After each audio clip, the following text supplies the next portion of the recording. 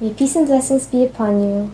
Welcome to my channel, Back to Fitra, a channel where I aim to share personal anecdotes, quotes from people I look up to, as well as valuable information I've learned in order to encourage others that are in a similar journey of self-discovery.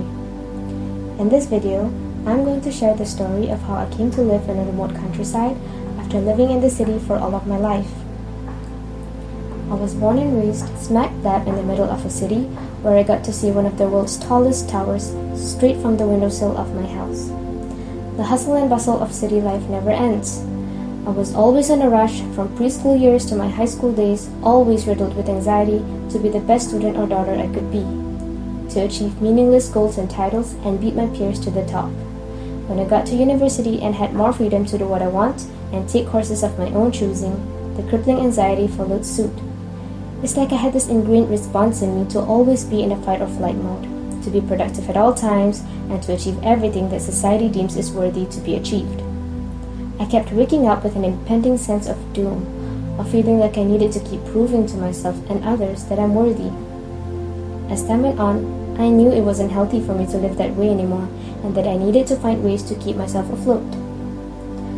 I was always a lone wolf, and I barely knew anyone that I could truly call a best friend, so I mostly kept the pain to myself.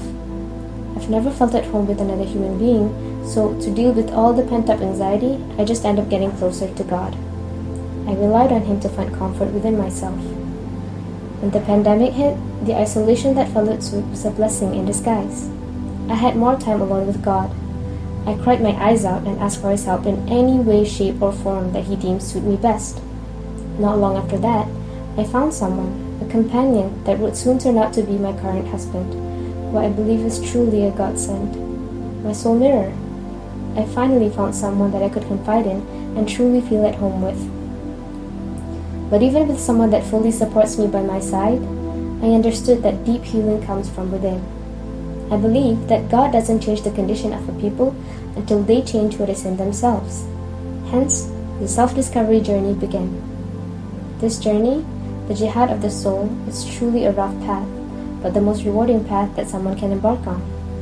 It's not even a path that has a true end to it, because there's always room for improvement until our dying breaths, but I believe the journey is just as important as the destination. I learned a lot about meditation, beautiful information about self-actualization, the purification of the heart, and the art of being at one with the present moment. I felt more connected to God and life's beauty. However, once I graduated and started working, I faced a stagnant period of just feeling hazy, or what psychologists call languishing. For 3 years, I was just living through the motions and going through the rat race, always feeling as though I'm not living up to my full potential. And I was back to square one. Although I still stuck by the teachings that once gave me peace, I still felt like something was off. I don't feel connected to myself and life anymore. It came to the point where I knew that I needed to break away from that way of living. I felt the need to get away from the environment I was in, for my peace, mental clarity, and spiritual fulfillment. My soul yearned to thrive. That's when I decided to marry my life partner and move to a secluded area around a lot of nature.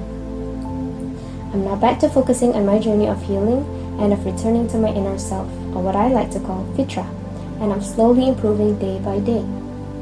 For those who feel the same way I did, don't worry, you're not alone in this.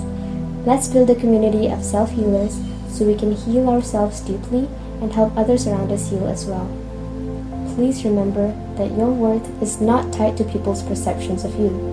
You've always been worthy of abundance, and you've always been enough. Your soul knows the truth. Let's uncover the truth of who we are together.